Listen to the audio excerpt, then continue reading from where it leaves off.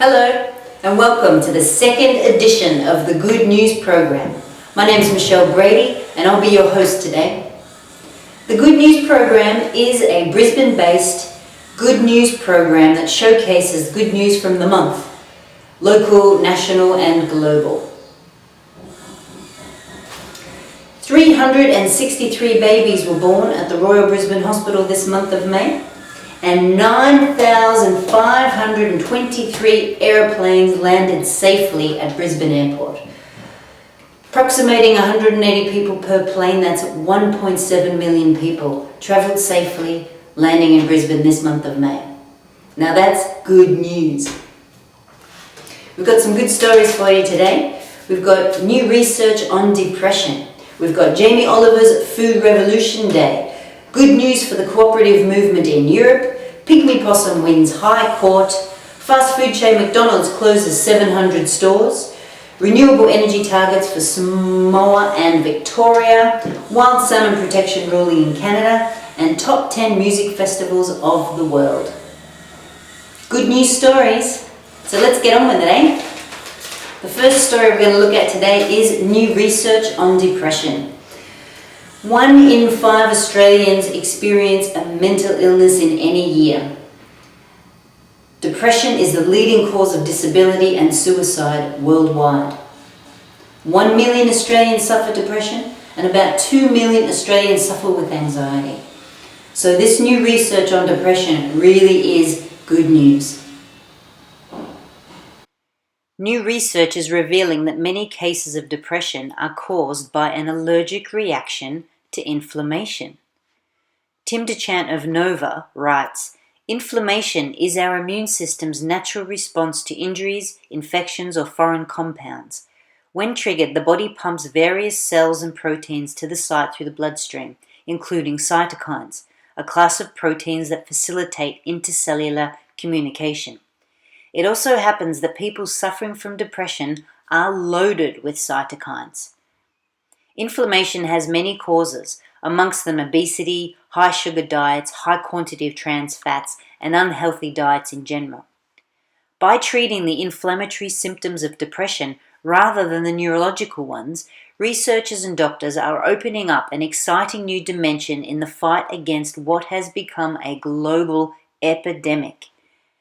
Carolyn Williams of The Guardian writes, "The good news is that the few clinical trials done so far have found that adding anti-inflammatory medicines to antidepressants not only improves symptoms, it also increases the proportion of people who respond to treatment, although more trials will be needed to confirm this.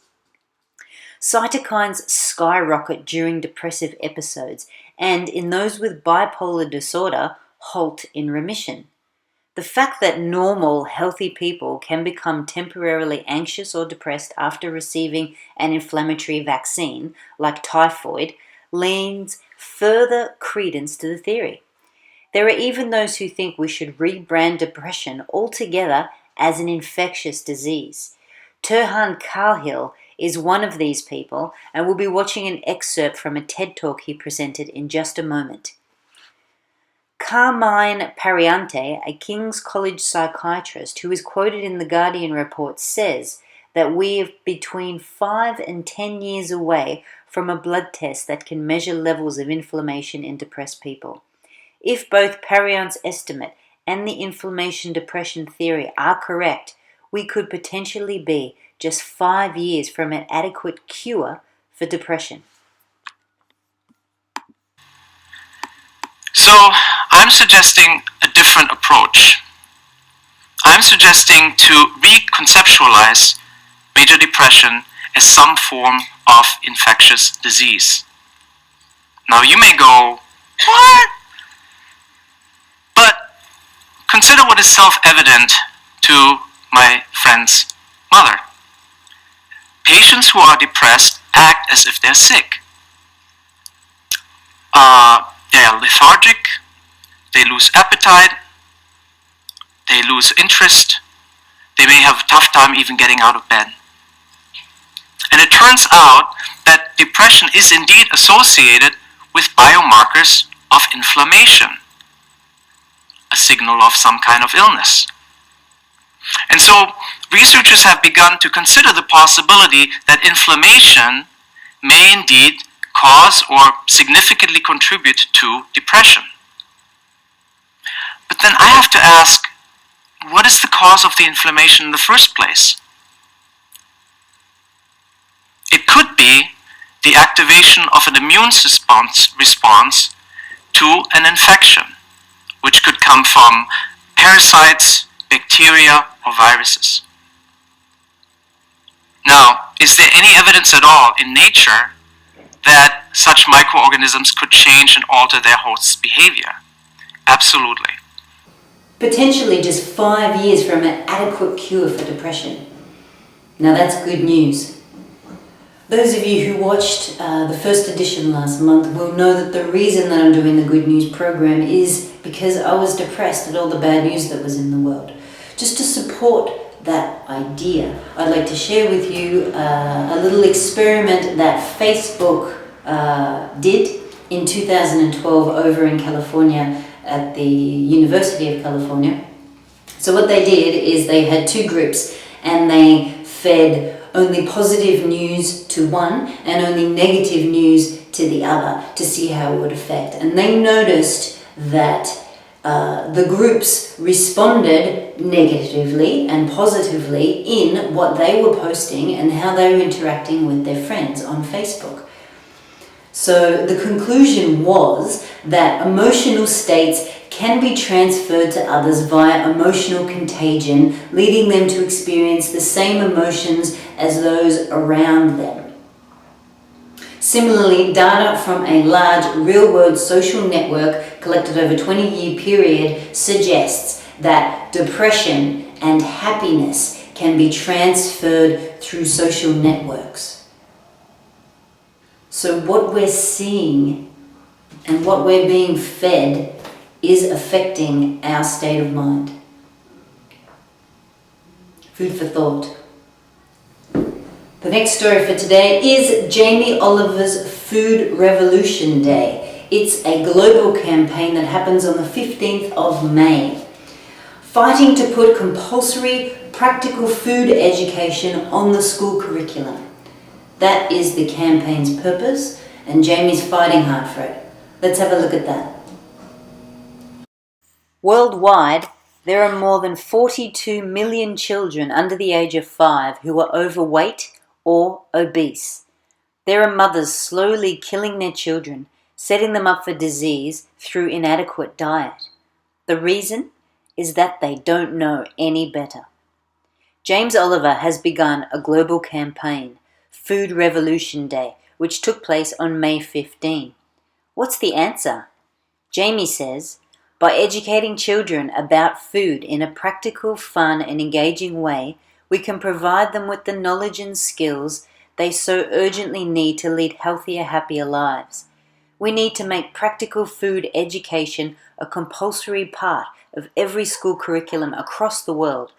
And that's why I've launched a petition calling on all G20 countries to action this. With enough support from millions of people around the world, I truly believe that we can create a movement that's powerful enough to make governments take action. Jamie also says, we can do this, we know it works. There have already been hugely positive steps in the right direction. Some examples? In England, the school food plan made cooking lessons and food education a compulsory part of the curriculum. In Mexico, all schools promote healthy eating through compulsory nutrition education, thanks to the General Law on Education. In Brazil, the school health program has made food and nutrition education a fundamental part of their basic curriculum. But we still have a long way to go.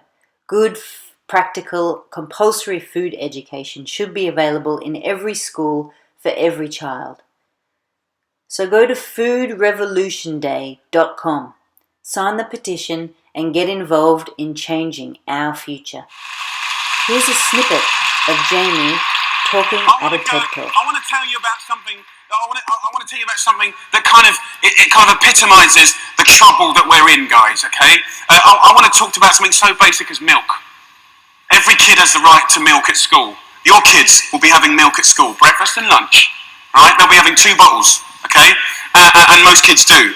But milk ain't good enough anymore because someone at the milk board, right, and don't get me wrong, I support milk, but someone at the milk board probably paid a lot of money for some geezer to work out that if you put loads of flavourings and colourings and sugar in milk, right, more kids will drink it. Yeah. And obviously, you know, now that's going to catch on. The Apple board is going to work out that if they make toffee apples, they'll eat more apples as well. Do you know what I mean? For me, there ain't no need to flavour the milk. Okay, there's sugar in everything. I know the ins and outs of those ingredients. It's in everything. Even the milk hasn't escaped the kind of modern day problems. There's our milk, there's our carton. In that is nearly as much sugar as one of your favourite cans of fizzy pop, and they're having 2 a day. So, let me just show you. We've got one kid here having, you know, 8 tablespoons of sugar a day. You know, there's your week, there's your month, and I've took the liberty of putting in just the 5 years of elementary school sugar, just from milk. Now, I don't know about you guys, but judging the circumstances, right, any judge in the whole world would look at the statistics and the evidence and they would find any government of old guilty of child abuse. That's my belief.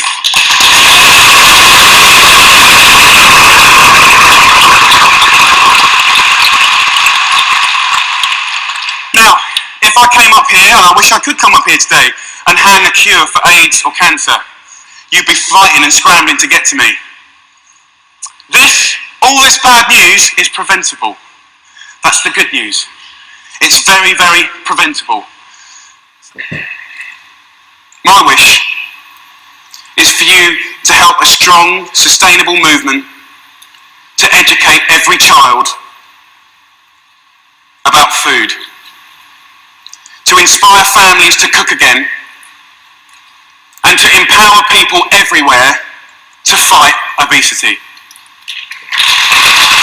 Jamie Oliver is doing some amazing work in the world. I suggest watching that TED Talk Incomplete. There's some oozing passion, some wonderful information, and some really cute footage of some primary school children telling Jamie the names of vegetables as he holds them up. And they have no idea. It's amazing. Yeah. So moving now to Europe to talk about the cooperative movement. So the 2008 financial crisis hit Southern Europe really hard. Manufacturing plummeted and unemployment went through the roof. Countless factories had to shut their gates.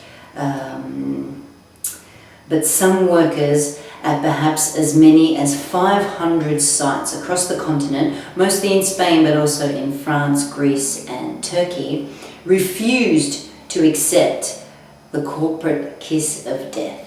Let's have a look. By negotiation, or sometimes by occupation, workers have taken production into their own hands, embracing a movement that has thrived for several years in Argentina. In France, an average of 30 mostly small companies a year have become workers' cooperatives since 2010. In Spain in 2013 alone, some 75 Spanish companies were taken over by their former employees. A gathering in Marseille last year of representatives from worker-controlled factories drew more than 200 delegates from more than a dozen countries. The fast-developing phenomenon is now a field of academic study. There are websites dedicated to it, such as workerscontrol.net and autogestion.coop. No two self-managed ventures launch in the same circumstances, and many face daunting obstacles, but many, for the time being, are making it work. Here's an example story from Greece. Marios Kostopoulos was dripping lemon essential oil into hundreds of plastic bottles filled with liquid household cleaner. This was not the job he was taken on to do originally at Viome, a once highly profitable manufacturer of building supplies, but Viome no longer exists. With the near-total collapse of the Greek construction industry, a slump in sales and an increase in energy costs, it went bust 4 years ago. Kostopoulos and his 45 fellow production workers were already working shorter hours, and then one day their paychecks stopped coming.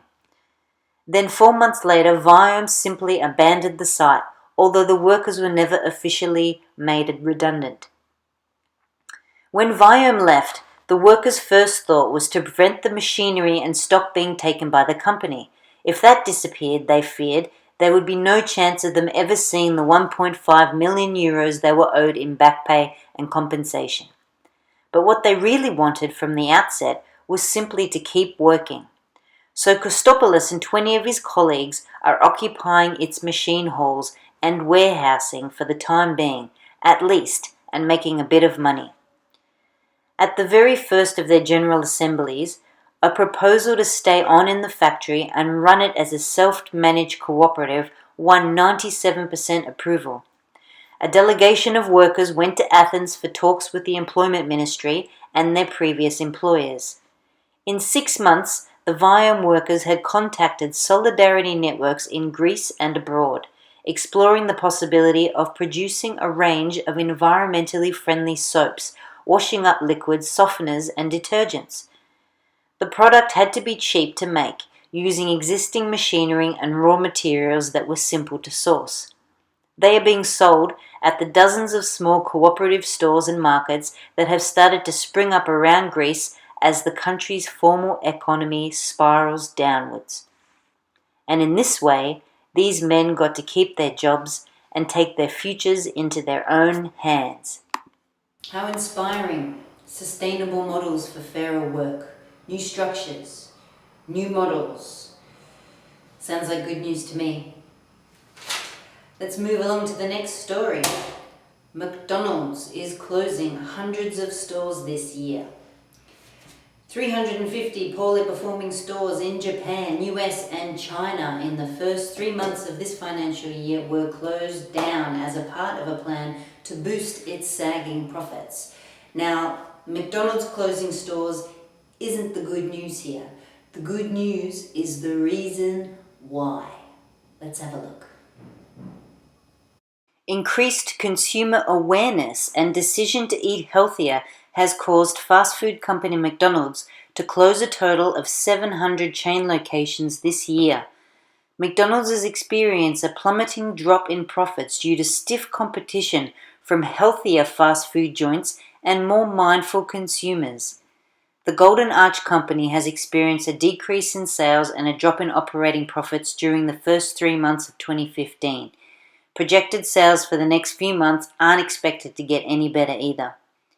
The chain anticipated a drop in sales during the first quarter of the year, but experienced losses far beyond expected. By closing 700 of the poorest performing stores, McDonald's hopes to regain its footing in the food business. But unless reform is implemented by McDonald's, where it begins to offer organic, local fare with GMO-free options, one can only predict it will continue to experience decreased sales in the near future. In a personal experiment conducted 15 years ago, my car mechanic nailed a Big Mac to the wall of his workshop and left it there for a year. Nothing happened.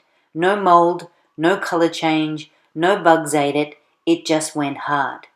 Now, I'm no rocket scientist, but that's not how natural food behaves. So perhaps McDonald's reforms should incorporate some real food. It's not that consumers are choosing to opt out of fast food completely, they are just becoming more aware of how food affects their health. In response, they are choosing to consume healthier fare instead.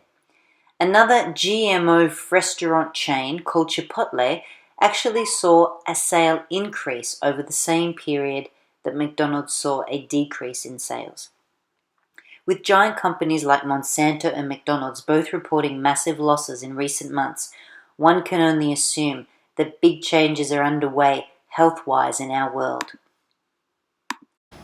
Increased consumer awareness and decisions to eat healthier. Now that's a grand shift, and that's really good news. And we've all heard the good news this month on the historic landslide vote in Ireland as it became the first country to legalise gay marriage by popular vote. Yay! Fair play to you. It's been all over the mainstream media. But what you may not have heard is while rainbow flags were hung around Dublin to show same-sex support, actual rainbows began appearing in the sky. And then on the Saturday morning, as the final votes were still being tallied, even more rainbows started to appear. The country is overall known for being strongly Catholic, a fact that had some worried about the results of the vote. But many took to Twitter suggesting that the rainbows appearing in the sky were Jesus' way of casting his vote as well. There's Mother Nature supporting the LGBT cause. The eastern pygmy possum, one of Australia's smallest marsupials. It would fit here in my hand. Very cute little guy, as you're about to see. He secured a legal win on the New South Wales Central Coast this month.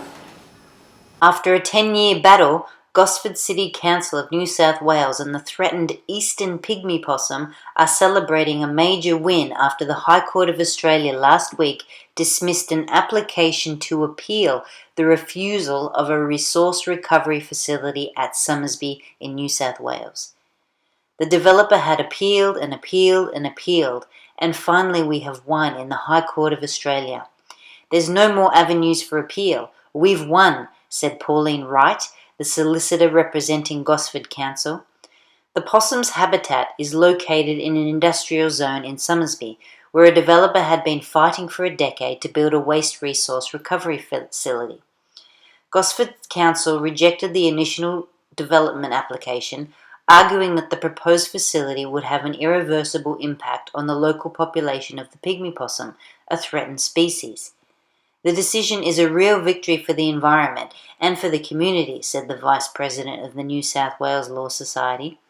The pint-sized marsupial measures less than 20 centimetres, including its tail, and weighs in at a mere 30 grams.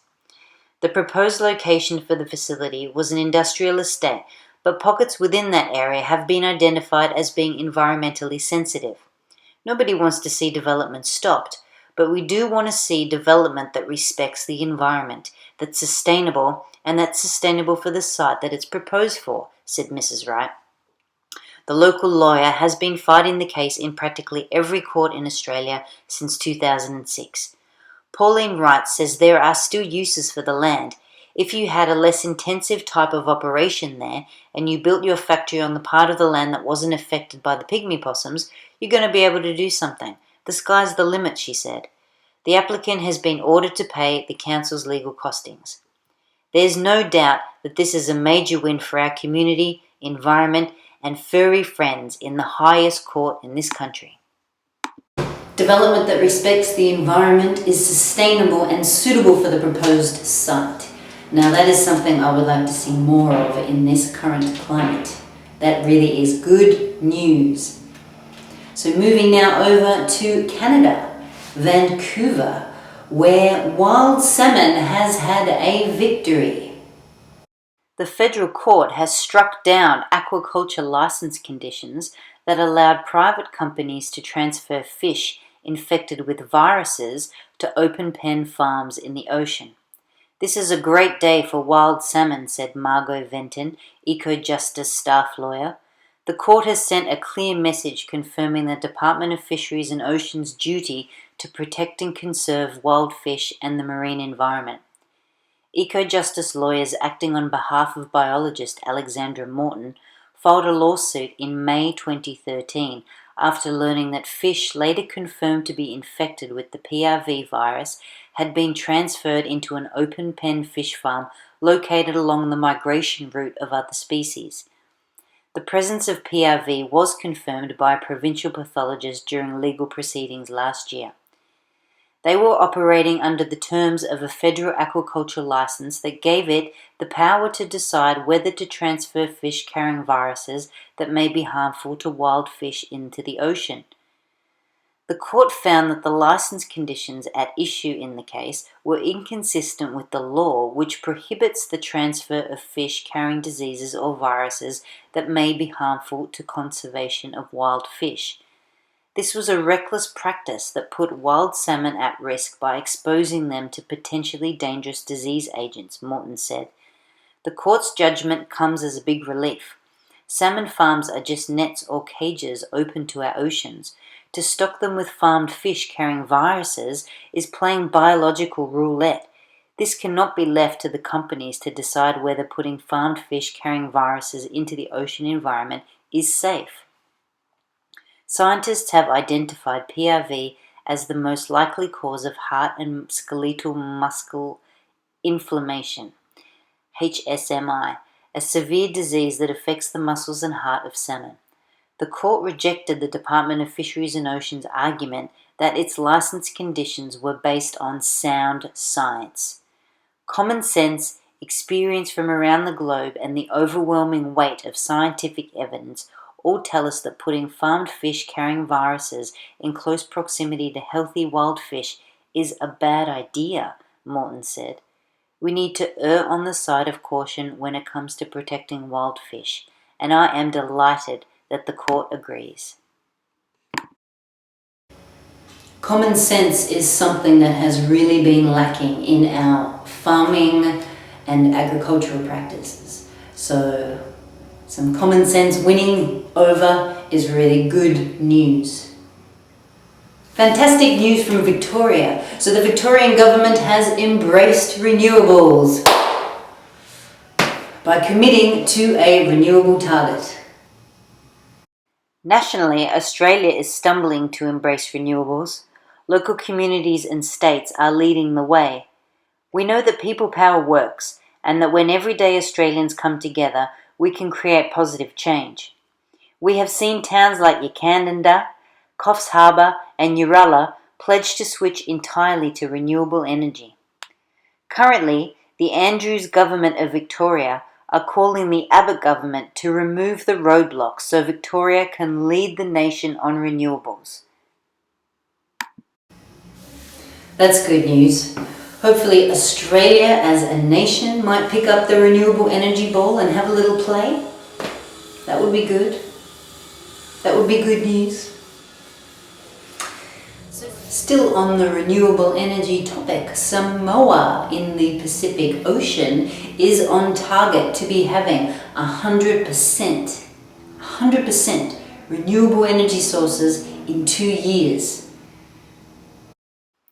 Samoa's Electric Power Corporation's general manager says the country is on track to meet the government's aim of being 100% reliant on renewable energy by 2017.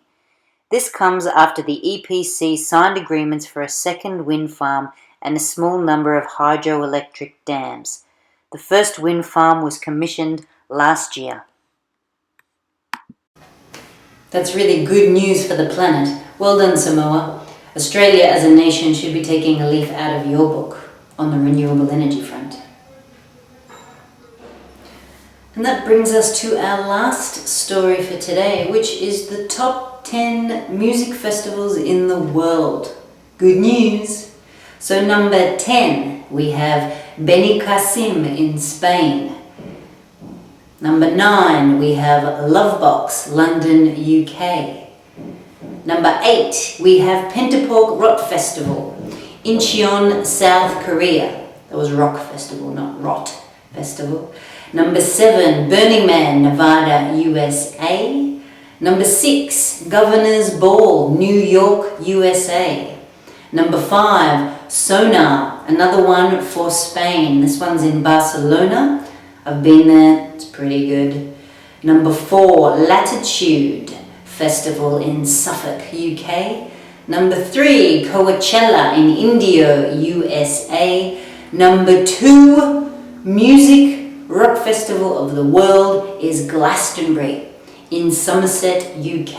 And number 1 is Primavera Sound in Barcelona, Spain, again. Wow. So they're the top 10 music festivals of the world. So if you're interested in those, googly them and have a look where they're on and book a ticket. Sounds good. So some news for the month of May. QPAC, the Queensland Performing Arts Centre, decided to give some $25 tickets to see the opera. The idea was to invite different sort of socioeconomic groups that wouldn't usually come to the opera to come to share the culture. So that's a really good idea. I hope they keep it up. I know that they did it for La Traviata. I actually took my nieces to see it. Unfortunately, it was a bit boring. My nieces almost fell asleep. But the $25 tickets is a great idea. Thank you, QPAC. Keep that up. Russell Brand has announced a national tour for October this year called True World Order. So if you're a Russell Brand fan, you might want to get online and have a look at that, maybe buy some tickets for October this year. Judith Lucy has a new show called Ask No Questions of the Moth, showing at the Brisbane Powerhouse, opening today, Tuesday the 26th of May, going through to the 7th of June. So maybe check that out. And I'm not sure if you know that the libraries around Brisbane have some amazing workshops for free or for cheap. So get online at www.brisbane.queensland.gov.au and have a look at library events. And my partner went to a herb growing workshop last weekend, and the one before that, another one on gardening, which she said she got some amazing information. So check out the library events. So that brings us to the end of the Good News program, second edition for the month of May. If you liked it, please go to the Facebook page, which should come up here.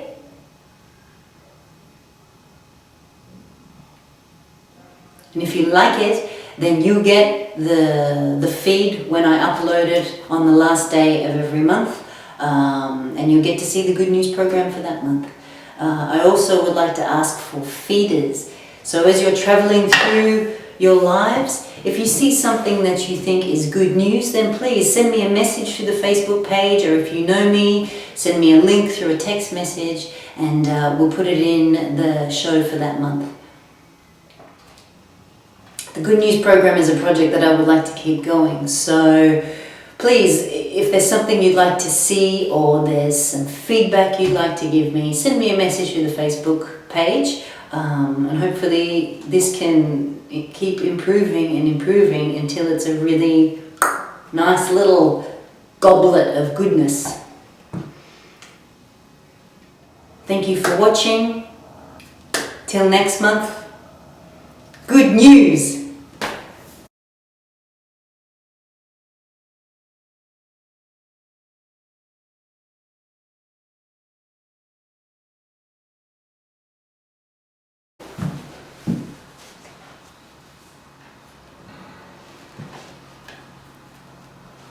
I'd just like to thank you for watching.